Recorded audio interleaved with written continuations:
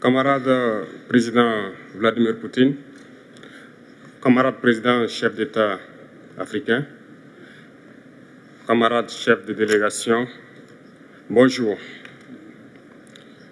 C'est un honneur pour moi ce matin donc de prendre la parole ici et de vous passer donc le salut fraternel du peuple du pays des hommes intègres. C'est aussi le lieu pour moi, avant tout propos, de rendre grâce à Dieu, Dieu Tout-Puissant qui nous a permis de nous réunir ici ce matin en bonne santé pour parler de l'avenir et du bien-être donc de nos peuples. Je m'en vais m'excuser auprès des anciens que je pourrais vexer dans mes propos à venir. Africanité oblige, les droits d'aînesse, je me dois de m'excuser. Camarades, j'ai quelques questions donc de ma génération, mille et une questions qu'on se pose. Mais nous n'avons pas de réponse. Et il se trouve qu'ici, nous pouvons laver donc notre linge sale parce qu'on se sent en famille. On se sent en famille en ce sens que la Russie est une famille aussi pour l'Afrique. C'est une famille parce que nous avons la même histoire. La Russie a consenti d'énormes sacrifices pour libérer le monde du nazisme pendant la Seconde Guerre mondiale. Les peuples africains, nos grands-pères, ont été déportés de force aussi pour aider l'Europe à se débarrasser du nazisme. Nous partageons la même histoire en ce sens que nous sommes les peuples oubliés du monde, qu'ils soient dans les livres d'histoire, dans les documentaires ou films, on tend donc à balayer le rôle prépondérant qu'a joué la Russie et de l'Afrique dans cette lutte contre le nazisme.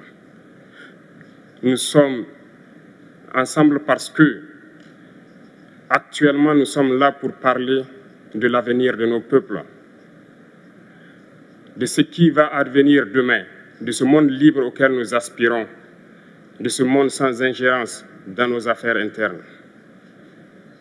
Nous avons les mêmes perspectives et je souhaite que ce sommet soit l'occasion donc de pouvoir tisser de très bonnes relations en vue d'un meilleur avenir de nos peuples.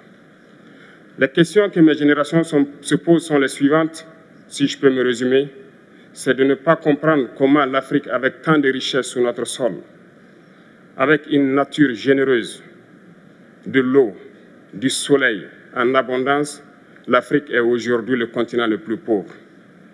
L'Afrique est un continent affamé.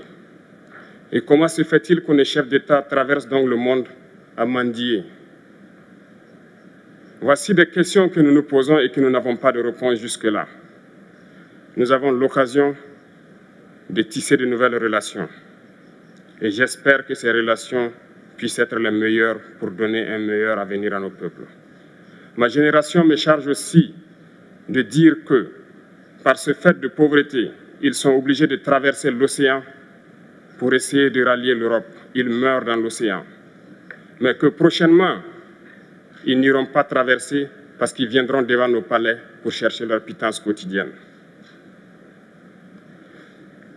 Pour ce qui concerne le Burkina Faso, aujourd'hui, nous sommes confrontés depuis plus de 8 ans à la forme de manifestation la plus barbare, la plus violente du néocolonialisme, de l'impérialisme. L'esclavage qu'on tend encore à nous imposer. Nos dévanciers nous ont bien appris une chose. L'esclave qui n'est pas capable d'assumer sa révolte ne mérite pas que l'on s'apitoie sur son sort. Nous ne nous apitoyons pas sur nos sorts, on ne demande pas que quelqu'un s'apitoie sur notre sort.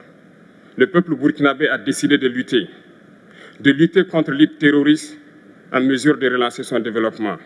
Dans cette lutte, des vaillants peuples, des vaillantes populations se sont engagées à prendre les armes face au terrorisme, ceux que nous avons affectueusement appelés les VDP, des volontaires.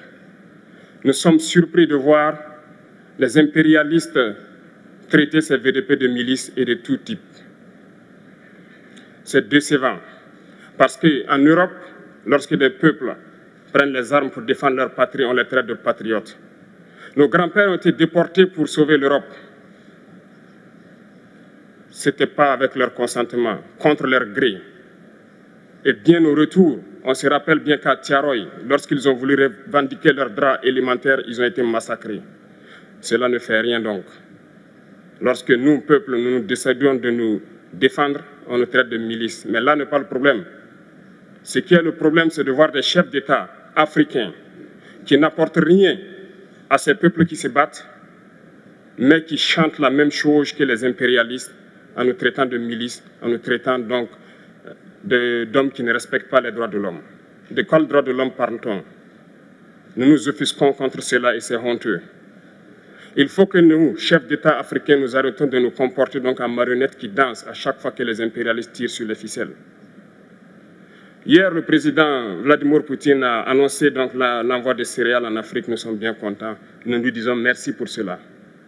Mais aussi, c'est un message passé à nous, chefs d'État africains, parce qu'au prochain forum, nous ne devrons pas venir ici sans avoir assuré, pour ceux qui ne connaissent pas la guerre, l'autosuffisance alimentaire de nos peuples. Nous devons prendre l'expérience de ceux qui ont pu déjà atteindre cela en Afrique, tisser de bonnes relations ici et tisser de meilleures relations avec la Fédération de Russie pour pouvoir assouvir les besoins de nos populations. Je ne serai pas peut-être long, le temps imparti est très court. Nous sommes obligés de nous arrêter à un moment donné. Mais je voudrais terminer en disant que nous devons donc rendre hommage à nos peuples qui se battent. Gloire à nos peuples, dignité à nos peuples, victoire à nos peuples. La patrie ou la mort, nous vaincrons.